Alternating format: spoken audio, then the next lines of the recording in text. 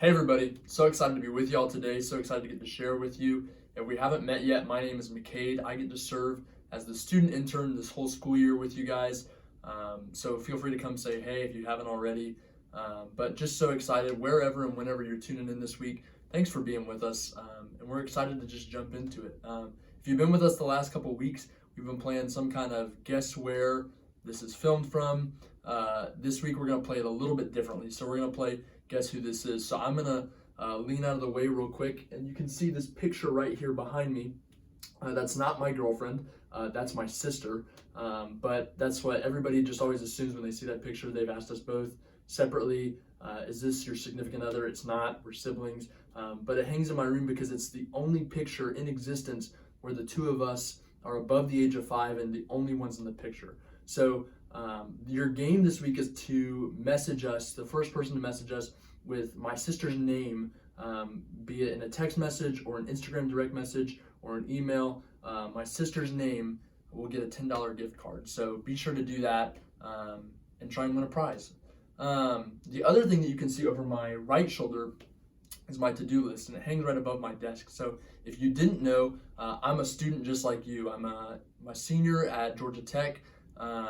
Going into my last year here, so you can kind of see some of the things that I have on my to-do list for school. But being a student and going to class isn't the only thing that I do here at Georgia Tech. I'm also part of an awesome organization called the Ramblin' Rec Club, and that's an organization that is in charge of taking care of one of our 2 mascots on campus, the Ramblin' Rec.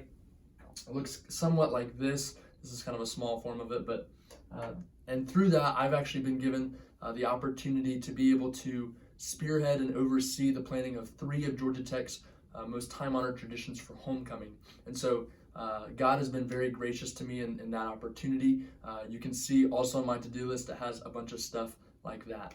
In addition to that, I also get to hang out with y'all on a part-time basis back in Lawrenceville. So I get to drive back to Lawrenceville every week, hang out with y'all. I do some work virtually here as well, but that's another awesome thing I get to do. And in addition to that, I also serve as the primary drummer at Lawrenceville First, recording services on drum set on Tuesday nights, and then also being able to play out at the Campground on Sunday morning. So I get to do that as well. And in addition to that, I lead a Bible study here in Rec Club that I started this past January with a couple of my friends, and it's grown and expanded over the course of the last couple months. And so it's developed into something that I co-lead now with that group of people. And in addition to that, I also disciple 2 amazing younger students here at Georgia Tech through my campus ministry called the Navigators. And in addition to that, I also am in charge of keeping my body, in good form. And so I have where I work out and cook meals. And in addition to that,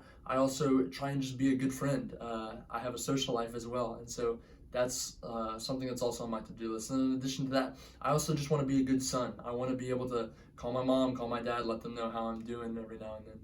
So you probably heard me say a lot of times in addition to that, and it's because I wanted to let you know that I get it. I understand the pressure that you're experiencing to be busy all the time. It's a pressure that I experience every day. It's a pressure your parents feel every day. It's a pressure that all of us, whether we admit it or not, feel a pressure to do. And this whiteboard hangs above my desk. I usually sit right here and do work and do other things at my desk, but I always am looking up, and this is hanging over my head of all the things that I have to do or that I choose to do. And so this is something that I really struggled with. And so I wanted to just kind of share with you guys, if you'll let me, for a couple minutes. When quarantine started and life got interrupted, I wanted to find something to do. I didn't like sitting still. I'm not that kind of person. And so I wanted to find something that I could do that gave me an excuse to get out of the house. And so I started to run. And when I started to run, I would run, once a week. I started to run distance, and then it turned into quickly like I would add a couple more days to the week of running. And by the end of it, I was running every day of the week.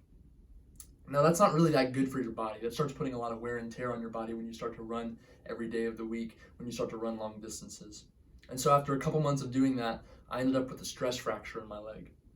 But I didn't want to stop running. I didn't want to stop having an excuse to get out of the house. That was my ticket to get out of the house during quarantine. So I kept running despite having a stress fracture in my leg for about a month. And so as you probably would expect, that wasn't really good for my leg. In fact, it made the fracture a lot worse. And so by the time that I finally went to the doctor, the first thing he told me was, wow, I can't believe you went that long. You should have come in sooner. You should have stopped sooner. He took an x-ray, and sure enough, it was fractured, and he put me in this boot. And so I've had to wear this boot now for about a month, and I'm stuck in it for at least another month. And one thing that this boot has taught me is that I have to sit and be still. Being still is not something that I do well. I mean, the whole reason that I ended up in the boot in the first place was because I wasn't good at being still, so I had to start running. But there's this saying that my mom always tells me, especially when she senses that I'm getting too busy, and that's, you're a human being, not a human doing. And I have never really completely grasped that statement. I usually just kind of brush it off. It's one of those things my mom says. So I'm like, yeah, Mom, like, great. I'm just going to move on from that. But there's really an element of truth to that. As humans, sometimes we just need to be. In fact, God commands it himself. In Psalm 46, he says, be still and know that I am God. Now, if you've grown up in church, you've probably heard that 100 times. And honestly, you're probably like, yeah, that sounds really great. And then you just kind of skate by. I know I do. But I really realize and I'm convinced that there is such a deep truth into this. What does it mean to be still and know that he is God? Well, if you've been around me for any length of time, you probably know that having a quiet time with the Lord has really changed my faith. I grew up in the church, but faith wasn't something that I considered to be my own until my junior year of high school. And in my junior year of high school, this youth group actually issued me a challenge, a New Year's resolution that I didn't get to pick for myself, that was to read a chapter of the Gospels every day for a year. And so I started that January 1st. I woke up and I read a chapter of the Gospel. And it was easy because I didn't have school. And then school started back a couple days later, and I had to wake up earlier to read a chapter of the Gospel. But I was committed to it. I had been challenged, and I am the kind of guy that when I get challenged, I really have to complete the challenge. And so I began to read a chapter of the Gospel every day. And then soon it turned into, I began to read a chapter of the New Testament every day going forward. And it ended up taking me to reading the whole Bible in 2 years, something that I'd always wanted to do, something that I wasn't going after very fast. Like I said, it took me 2 years, but I carried that all through college. It's taken me into different places in my faith because I'm just reading the Word. And so making that time every morning has been something that's really been pivotal for me. But it's been something that I've kind of just limited to 5 to 10 minutes at a time. Something that I do in the mornings, but I'm not really willing to give a ton of time to because I don't like to be still. But one thing that quarantine has taught me is that I needed to do something. I had so much time on my hands that I needed to do something. And so I started to expand that time that I spent with the Lord. And as I expanded that time, I really realized what it meant to know the Lord, to be able to read his word and then to respond in prayer and in conversation with Jesus. And so as I started to do that, I realized this isn't something that I just want to put away once quarantine ends. This isn't something that I want to put away when school starts back. And so when classes started back for me in the last couple weeks, this is something that I've continued to make time for. It's something where I sit at this desk in this spot every morning with this to-do list hanging over my head, and I put it all away and just make time for God. It's being still despite having all of the other things that are hanging above me, that are telling me that I need to focus my attention in other directions, and knowing that he is God. And from that, I've learned so many other things. And obviously, we don't have time to get into all of that today, but that's a conversation that any of us on staff would love to continue to have with you. But what I do want to close out with is my own challenge to you. And so as we begin the month of September, I want to issue you a challenge to read a gospel or read a chapter of the gospel every day for this month. We'll do it together.